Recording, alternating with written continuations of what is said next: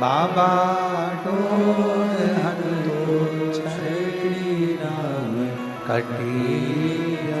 इन स्पीकरों को थोड़ा कम कर दो, हट से रहे हैं। मैं तेरी पतंग शंभो, मैं तेरी पतंग हवा बिच उड़ती जावांगी। बाबा डोर हंदो छड़ी राम कटिया। शिव कथा कर रहे हैं, भगवान शंकर का चरित्र कर रहे हैं, शिव महापुराण की कथा कर।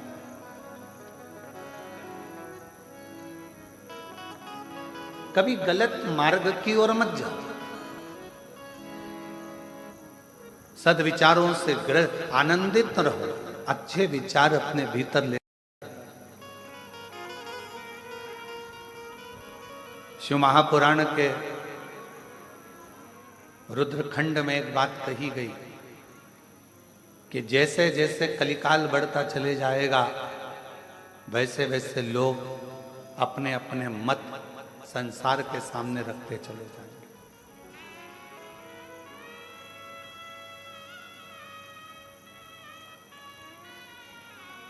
कलिकाल बढ़ेगा, लोग अपने अपने मत रखेंगे। कोई कहेगा नमः शिवाय बोलो, कोई कहेगा ओम नमः शिवाय बोलो, कोई कहेगा राम राम बोलो, कोई कहेगा हरे कृष्ण बोलो, कोई कहेगा ये बोलो, कोई कहेगा वो बोलो, कोई कहेगा इसको मत बोलो, कोई कहेगा ऐसा मत बोलो। जैसे जैसे कलयुग बढ़ता चले जाएगा, जैसे जैसे कलयुग बढ़ेगा, वैसे वैसे लोग अपना अपना मत रखेंगे। अब दुनिया के लोग अपना मत रख रहे हैं, तो तुम भी अपना मत रखो।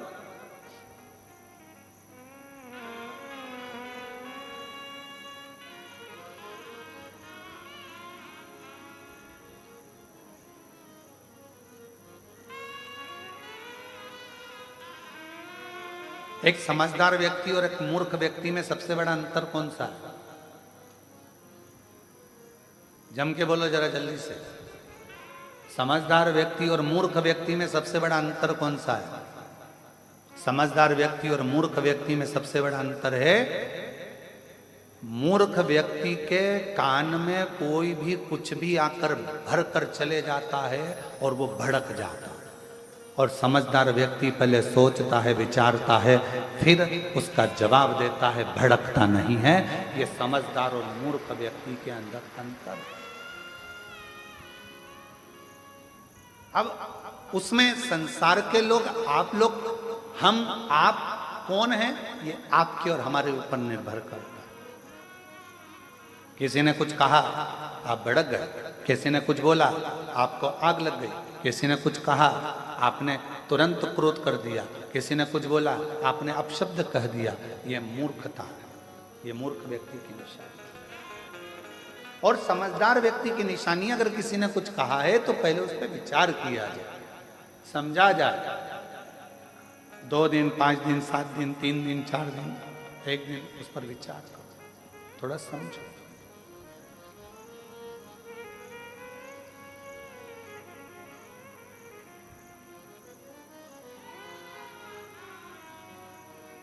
आजकल एक नया काम हो गया, नए नए लड़का लड़कियां कहते हैं कि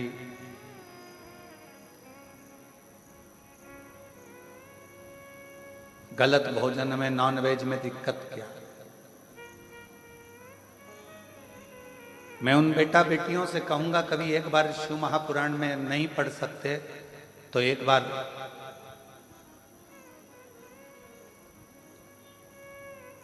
उज्जैन में 84 महादेव में एक महादेव है 21वें नंबर के, उनका दर्शन कर।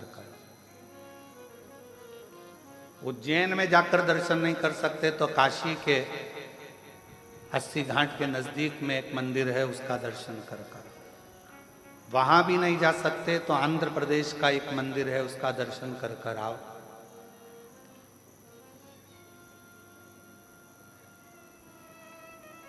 जिस मंदिर का नाम कोकरेश्वर महादेव। क्या नाम है भगवान का? कुकरेश्वर महादेव। अब कुकर किसको कहा जाता है? भगवान शिव का एक नाम कुकरेश्वर महादेव पड़ा, कुकर किसको कहा जाता है? कुक्कुट किसको कहते हैं? कुक्कुटेश्वर महादेव उनका नाम पड़ा तो कुक्कुट किसको कहते हैं? कहा मुर्गे को कहा जाता है। किसको कहते हैं? जम के बोलो जरा। मुर्गे को। कुक्कुट किसको कहते हैं? मुर्गे को। तो शिवजी का नाम कुकरेश्वर महादेव कैसे हो गया? 84 महादेवों में से 21वें नंबर के महादेव हैं कुकरेश्वर महादेव, जो कि राम घाट के पास में उज्जैनी अवंतिकापुरी में विराजमान। कुकरेश्वर महादेव काशी में 80 घाट के नजदीक में विराजमान है। कुकरेश्वर महादेव स्वयं आंध्र प्रदेश में विराजमान, कौड़ी जी के पास। कैसे नाम पड़ गए? जो लोग कहते हैं कि नॉनवेज अच्छा है, जो लोग कहते हैं कि मांसाहार ठीक है, जो लोग कहते हैं ऐसा ठीक है, जिनकी बुद्धि में आजकल के ज़माने में बिठा दिया जाता है कि गलत भोजन करो, गलत भोजन करो, गलत भोजन करो। मेरा उनसे निवेदन है, एक बार हमारे बाबा के दर्शन भी करो। बाबा का दर्शन कि कितनी सुंदर कथा आती है कुकरेश्वर महादेव की। 84 महादेव में एक महादेव हैं, काशी में जो विराजमान है कुकरेश्वर महादेव, उनकी भी बड़ी रोचक कथा है। आंध्र प्रदेश में जो कुकरेश्वर महादेव विराजमान है, उनकी भी बड़ी रोचक कथा है। इन कथाओं को निकालो कि शिवजी को भी कौन सा नाम मिला? मुर्गे का नाम, कुकरेश्वर महादेव।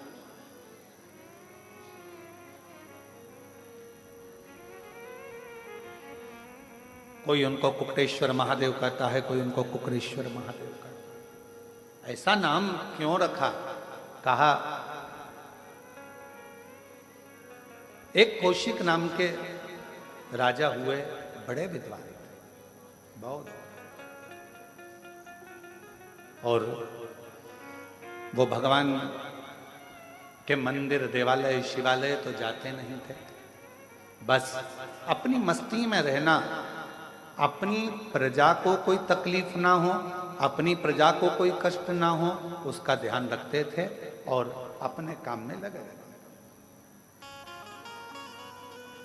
कभी कभी मन करता तो देवालय, तीर्थ, शिवालय चले जाते, भगवान के मंदिर चले जाते, स्मरण करते। उनकी पत्नी उनसे बहुत दुखी थी।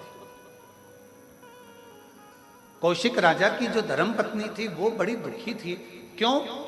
क्योंकि जिस दिन से कौशिक राजा के साथ में उनका विवाह हुआ था, उस दिन से वो धर्म पत्नी ने अपने पति को शाम का सूरज ढलते ही, जैसे ही सूरज ढला और सुबह का सूरज उगा, तब तक उनका पति उनके पास में नहीं रहता।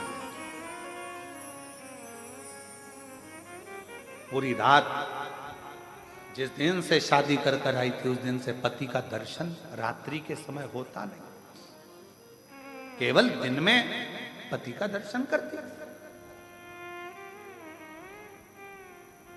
सुबह से लेकर, सुबह का सूर्य उगेगा, उससे लेकर रात्रि का, शाम का सूर्य अस्त होगा, तब तक पति का दर्शन होता था। पर रात्रि के समय पर पति का दर्शन नहीं होता था। कौशिक राजा कहाँ चले जाता था मालूम नहीं पड़ता।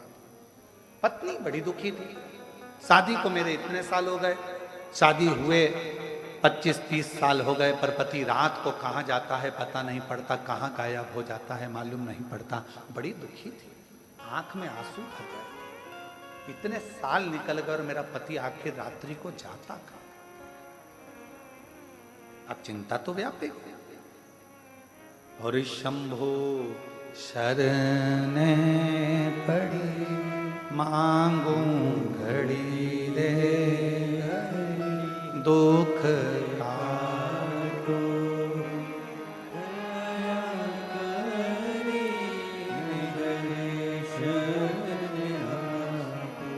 ओ शंभो शरण मांगू घड़ी दुख काटो दया करी दर्शन। अब पत्नी के मन में ये प्रश्न करते करते करते करते शादी के 35 साल निकल गए, पर पति रात को कहाँ जाता है, कहाँ पहुंच जाता है, कहाँ गायब हो जाता है मालूम नहीं, समय निकल। आज 35 साल के बाद पत्नी का हृदय भीतर से रोया और आज मरने की प्लानिंग कर ली कि अब मुझे रहना नहीं है इस पति के साथ, मुझे अब इस पति के साथ नहीं रहना जो 35 साल से रात्रि को ना जाने कहाँ गायब हो जाता है, पता नहीं पड़ता। अब मैं इसके साथ नहीं रहूंगी। और हो सकता है कि आज का समय होता तो शायद तलाक ले लेती, पर पूर्व का समय था तो वो सीधे अपने प्राणों को त्यागने के लिए चली। पूर्व का समय, और प्राणों को त्यागने के लिए जैसे ही चली, बस जानकर एक कुएं में अपने प्राणों को, एक बावड़ी में अपने प्राणों को त्यागने ही वाली थी, इतनी देर में वहीं से गालव ऋषि निकल कर जा रहे। अब देखिएगा जरा, शंकर करुणा कैसी करता है, शिव कृपा कैसी करता है। जब जब व्यक्ति हारता है, जब जब व्यक्ति हारता है, और अगर उसने कभी जिंदगी में एक लोटा जल चढ़ाया होता है, तो उसके हार के समय पर शिव खुद किसी ना किसी को भेज देते। शिव करुणा सागर किसी ना किसी को भेज देते हैं। गालव ऋषि का आगमन हुआ और गुरु का काम क्या है? आप लोग शिव गुरु, शिव महापुराण की कथा सुन रहे हो। गुरु का काम क्या है? दीप जलाना, प्रकाश करना। गुरु का काम है प्रकाश करना। और गुरु, सर्वश्रेष्ठ गुरु का लक्षण क्या है? सर्वश्रेष्ठ गुरु वही होता है, एक राजा के महल में भी दीप लगाए तो एक गरीब की झोपड़ी में भी दीप लगाए तो समझना कि गुरु है। राजा के महल में भी जो दीपक से प्रकाश करता है और गरीब के झोपड़े में भी दीपक से प्रकाश करता है, वो गुरु होता है। पैसे वाला आया, दरवाजा खोल दिया। धनपति आया, दरवाजा खोल दिया। सत्तापति आया, दरवाजा खोल दिया।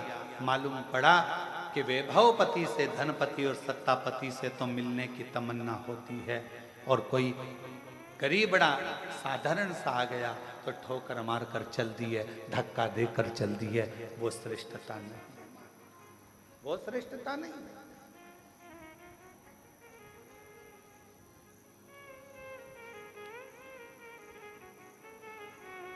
एक साधारण भी आए तो उसका सम्मान, और एक राजा भी आए तो उसका सम्मान, एक धनपति भी आए तो उसका सम्मान, और एक गरीबड़ा भी आए तो उसका सम्मान, उसके अपमान ना।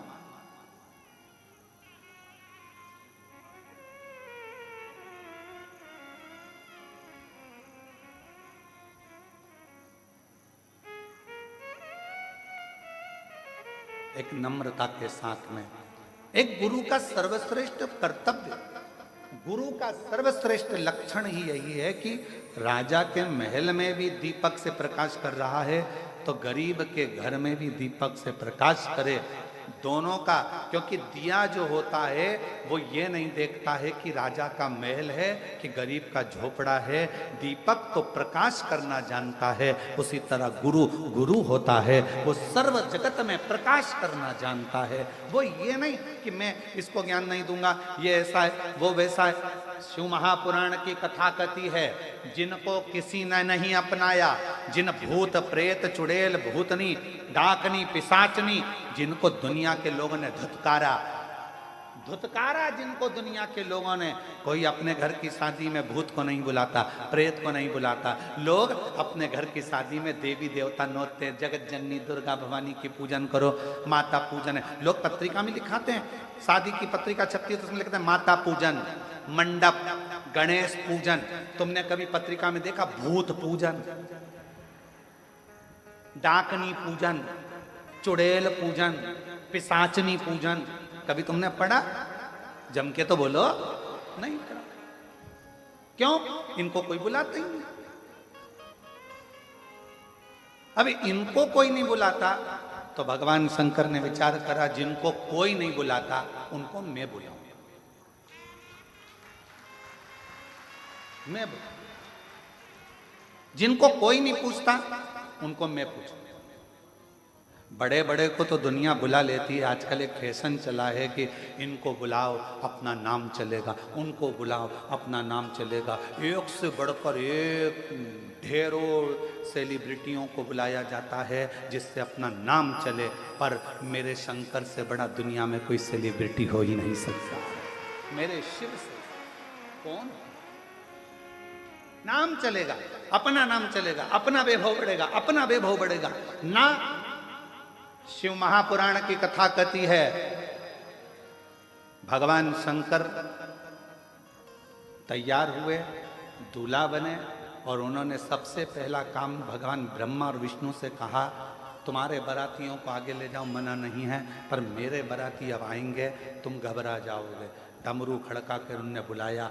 डाकनी, पिशाचनी, चुड़ैल, भूत भयंकर। किसी की 1 आंख थी, किसी की 12 आंख थी, किसी के 12 मुंह थे, किसी के 10 मुंह थे, अलग अलग। पांव की तो पूछो ही मती, किसी के हजारों और किसी का एक भी नहीं। और जिसका एक भी पांव नहीं था उसको एक जगह बिठा देते थे और दूसरा भूत आकर उसमें लात मारता था तो वो देवताओं में जाकर भरा जाता था। देवता देखकर घबरा जाते थे तो वो आगे भग जाते थे। फिर दूसरा आता था तो वो देखता था, फिर ये रुक गया, फिर उसने लात दी गेंद की तरह, फिर गया।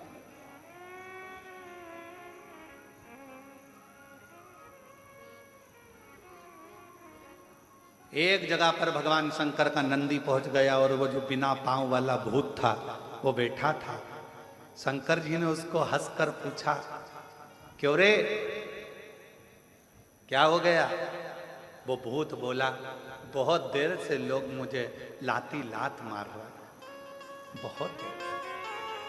कुछ कृपा करो ना प्रभु, अभी पीछे से और आ रहे होंगे, फिर लात देंगे धर के। शंकर भगवान अपने भक्त को बल देते। तो शिव जी ने कहा उस भूत से, क्यों चिंता करता है, हल्का रहेगा तो लात मारेंगे, मेरा वर है तुझे, एकदम भारी हो जा, एकदम भारी, पत्थर की तरह, फिर देखूं लात पड़े कि नहीं पड़े।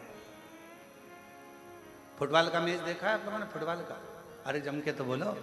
फुटबॉल के मैच में एक अकेली फुटबॉल को इधर से भी लात, उधर से भी लात, इधर से भी लात, उधर से भी लात मारी जाती है। क्यों मारी जाती है? क्योंकि वो अंदर से खाली होती है। अगर वो फुटबॉल में रेत भर दी जाए, पत्थर भर दिया जाए, तो किसी के बाप में दम हो तो मार के बता।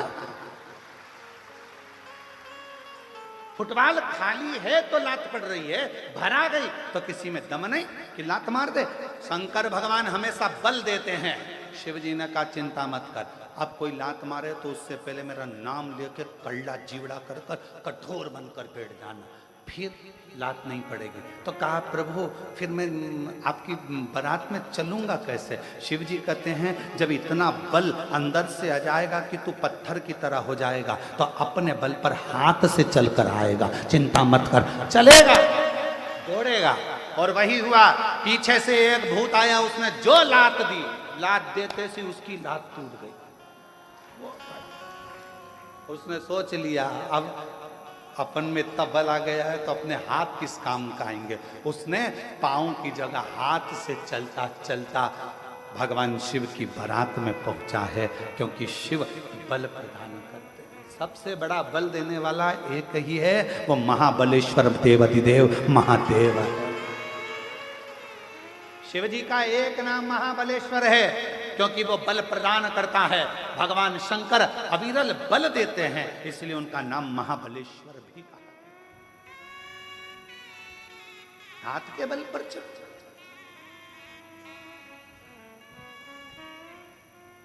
कई लोग बहुत रोते हैं, अब हमारा क्या होगा रे भगवान, अब हमारा क्या होगा रे भगवान। भगवान कहता है क्यों चिंता करते हैं, जगत पर विश्वास कर कर देखा था, उसने धोखा दिया, जगत के लोगों ने ठोकर दी, अब खुद पर विश्वास कर, खुद को मजबूत कर, किसी की सामर्थ्यता नहीं कि कोई तुझे ठोकर लगा, खुद की। अपने आप को बुलंद करिए, दूसरे की चमक से कभी मत चमको, अपनी चमक बरकरार रखो, दूसरे की चमक से नहीं, अपनी चमक बरकरार रखो। विचार करा कि मेरे प्राण छूट जाए, कौशिक राजा की धर्मपत्नी मरने के लिए, प्राण छोड़ने के लिए बावड़ी पर, कुएं पर पहुंच गई, सामने से गालव ऋषि ने रोक दिया, क्या कर रही हो, कौन हो तुम, मैं कौशिक राजा की पत्नी, क्यों, हुआ क्या, क्या हो गया, महाराज 35 साल हो गए मेरी शादी को, पर मेरा पति दिन में तो दिखता है पर रात में नजर नहीं आता, ना जाने कहां चले जाता है, दिखता भी नहीं है, ओझल हो जाता है, समझ नहीं आता क्या करूं। इतने में गालव ऋषि ने उस बेटी का सांत्वना देकर कहा, चल तू मेरे आश्रम में चल, मैं तुझे एक उपदेश देता हूँ। आश्रम में ले गए, उसको फल दिया, खाने को बिठा दिया और कहा, क्यों चिंता करती है, क्या बात है। उसने कहा, बात केवल इतनी है, मेरी शादी को 35 साल हो गए, मेरा पति दिन में तो दिखता है पर रात में नजर नहीं, इतनी सी बात। हाँ, क्या नाम है तेरे पति का, राजा कौशिक मेरा पति। राजा कौशिक, वो तो बड़ा विद्वान है, बड़ा विद्वान है, हाँ, भक्त भी है, हाँ, उसके साथ ऐसा होता है, हाँ। तब गालव ऋषि ने शिव जी की आराधना कर कर और मानसिक शिव की पूजन कर कर शंकर भगवान से पूछा, बाबा आप बताओ कि ये क्या हो रहा। शिव की आज्ञा हुई, ध्यान लगा कर देखा तो गालव ऋषि ने कौशिक राजा की पत्नी से कहा, तेरा पति पूर्व समय में राजा विदुरथ का बेटा था, एक राजा हुए हैं विदुरथ, उनका पुत्र पूर्व समय में तेरा पति राजा कौशिक पूर्व समय में राजा विदुरथ का बेटा था, और इतना सुंदर था, इतना सुंदर था, सारे ठाट उसके हाथ में थे, सारी स्त्रियों का भोग भी वो भोगता था, सारे साज का भोग वो भोगता था, पर एक गलत काम वो करता था, क्या कि वो सुबह से लेकर शाम तक मुर्गा को मारकर, कुक्कुट को मारकर उसके मांस का भक्षण करता था, उसके मांस का भक्षण करता था।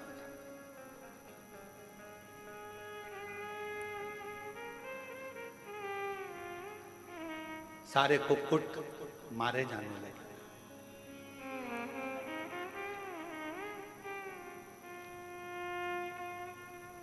प्राण छूटने लगे, सारे मुर्गा उनके सारे कुक्कुट हो गए। नगर के जितने कुक्कुट थे, जितने मुर्गा थे, सब अपने राजा के पास गए। राजा का नाम था, मुर्गाओं का, कुक्कुट का जो राजा होता है उसका नाम होता है ताम्रचूर्ण। क्या नाम है, ताम्रचूर्ण।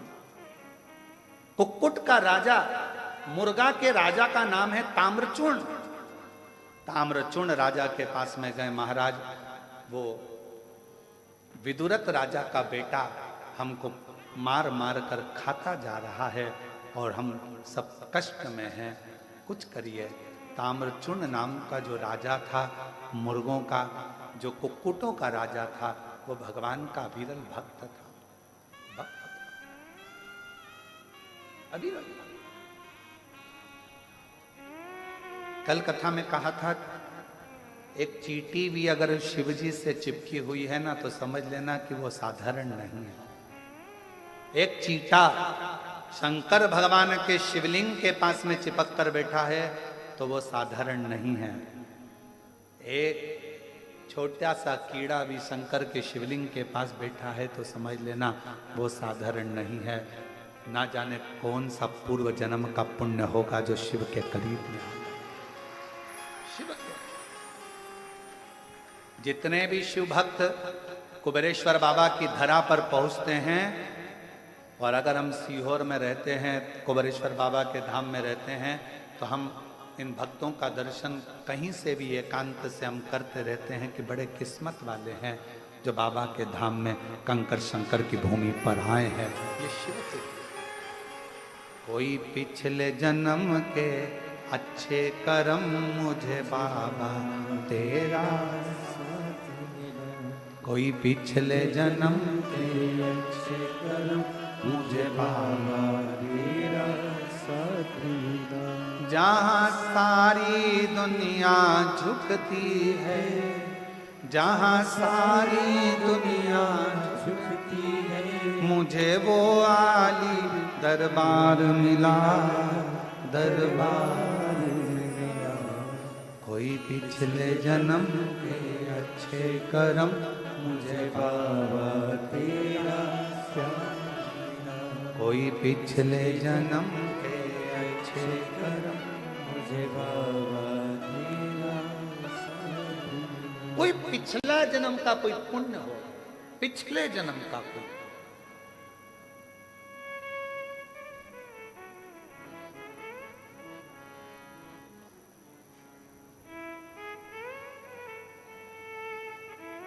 और पिछले जन्म का कोई पुण्य होगा जो आप शंकर जी के इस कुबेरेश्वर धाम में आकर बैठे। कोई पिछले जन्म का पुण्य होगा जो आप शिव जी की कथा को सुन रहे हैं। कोई पिछले जन्म का हमारा पुण्य होगा जो शिव जी की कथा को बाँच रहे हैं। कोई पिछले जन्म का पुण्य होगा जो बाबा की इस पवित्र धरा का लाभ ले रहे हैं। ये पूर्व का सुख, आज का नहीं।